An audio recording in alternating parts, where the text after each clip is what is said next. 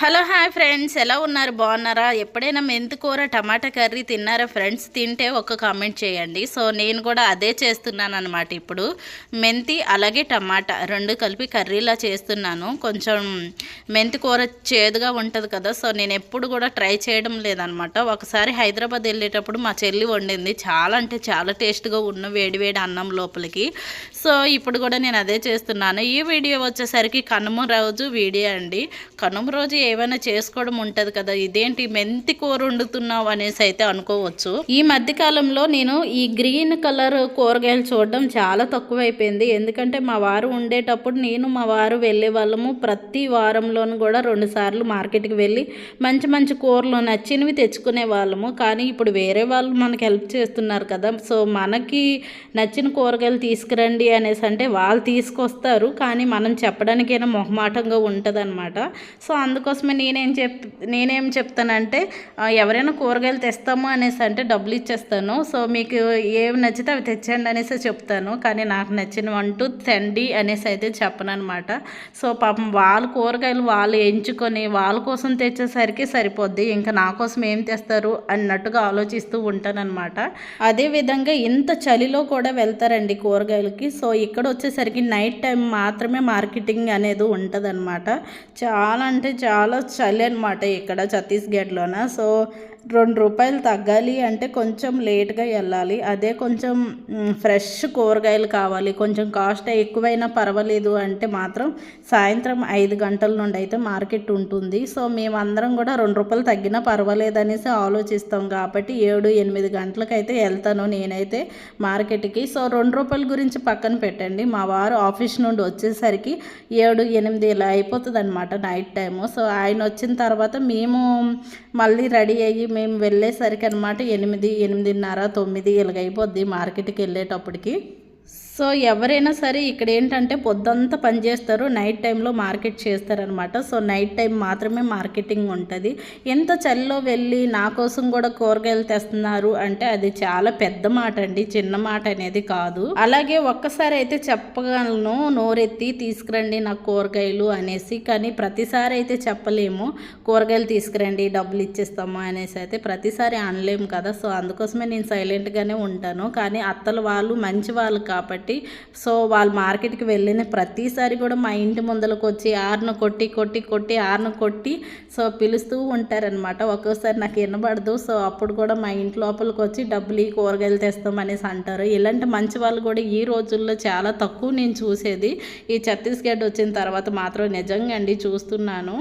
So అందుకోసమే ఆ పచ్చటి ఆకును చూడగానే మనసు పుట్టిందనమాట. సో ఏదైనా వేడివేడిగా రైస్ పెట్టి అలాగే ఈ టమాటా మెంతి కర్రీ చేసి తిందాం అనుకున్నాను, కానీ మార్నింగ్ వచ్చేసరికి ఇడ్లీ పెట్టాను కదా, ఇడ్లీ వేస్ట్ అయిపోద్ది అనేసి ఇంకా ఈ మెంతి కర్రీ, చట్నీ, ఇడ్లీ మొత్తం 3 విధాలుగా లాగించేసాను అనమాట. చాలా టేస్టీగా ఉందన్నమాట కర్రీ అండ్ పల్లి చట్నీ అండ్ ఇడ్లీ, ఈ 3 కలిపి తినేసాను అనమాట. సో మధ్యాహ్నం కోసం చికెన్ అయితే ఆర్డర్ ఇచ్చాను. కనుమ రోజు చికెన్ దమ్ బిర్యానీ మధ్యాహ్నం చేశానండి పాప స్కూల్ నుండి వచ్చిన తర్వాత. సో వేరే లెవెల్ అనమాట, టేస్ట్ మాత్రం చాలా బాగుంది. సో చక్కగా తినేసామన్నమాట తల్లి పిల్లలం.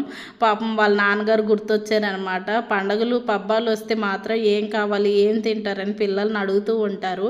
సో పండగ రోజు పాపం ఆయన ఒక్కరే నెల్లూరులో ఒక బ్యాచిలర్ రూమ్లో ఉన్నారనమాట. సో ఏం తిన్నారో ఏం లేదనేసి చిన్న ఆలోచన అయితే తోచింది నాకు, కానీ పిల్లలకు మాత్రం ఏది లోడ్ చేయను అనమాట. సో గ్యానికి అడిగాను, అదే నా పెద్ద కూతురికి అడిగాను ఏం తింటావో అనేసి అంటే తనేమో లెగ్ పీసులతో దమ్ బిర్యానీ తింటాను మమ్మీ అనేసి అన్నది.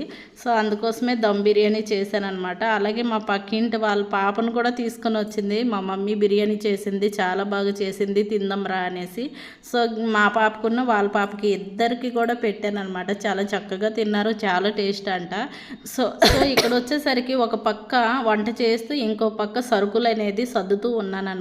సో ఒక్క కందిపప్పు వచ్చేసరికి 2 కిలోల కందిపప్పు అండి, 300 పైన ఎంఆర్పి అనేది ఉన్నది, అదే చూపిస్తున్నాను అనమాట.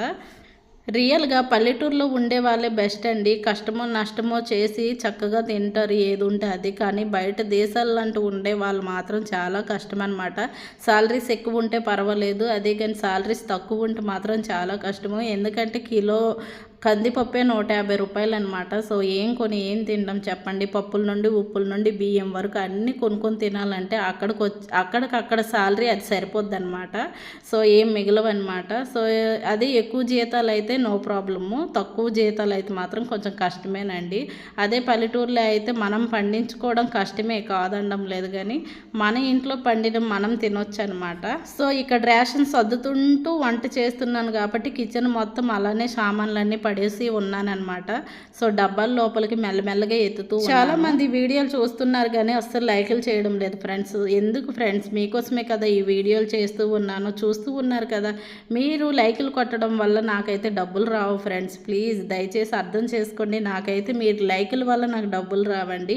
మీ లైకుల వల్ల ఇంకొంతమందికి మన వీడియోలు అనేది వెళ్తూ ఉంటాయి. ప్రతిరోజు మంచి మంచి బ్లాగ్స్తో మీ ముందుకు వస్తూ ఉన్నాను కాబట్టి దయచేసి లైకులు కొట్టండి ఫ్రెండ్స్.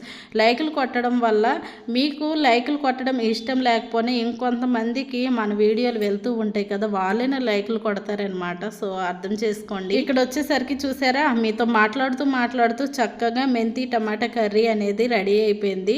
ఈ కర్రీ అనేది వేడి వేడి అన్నంలో కలుపుకొని తింటే అసలు వేరే లెవెల్ ఫ్రెండ్స్. ఓకేనా? వీడియో నచ్చితే లైక్ చేయండి, షేర్ చేయండి, సబ్స్క్రైబ్ చేయండి మై డియర్ ఫ్రెండ్స్. ఇంకా కర్రీలో పచ్చి వాసన వస్తుంది అనేసి కొంచెం వాటర్ వేసి మళ్ళీ కుక్ చేస్తున్నాను అనమాట. సో చక్కగా ఆయిల్ తేలేటట్టుగా అయితే ఓకే ఫ్రెండ్స్. ఇంకా లాంగ్ వీడియో పెట్టానంటే మీరు కూడా బోర్ అయిపోతారు అనమాట. Thank you so much. Bye bye friends. Please like me.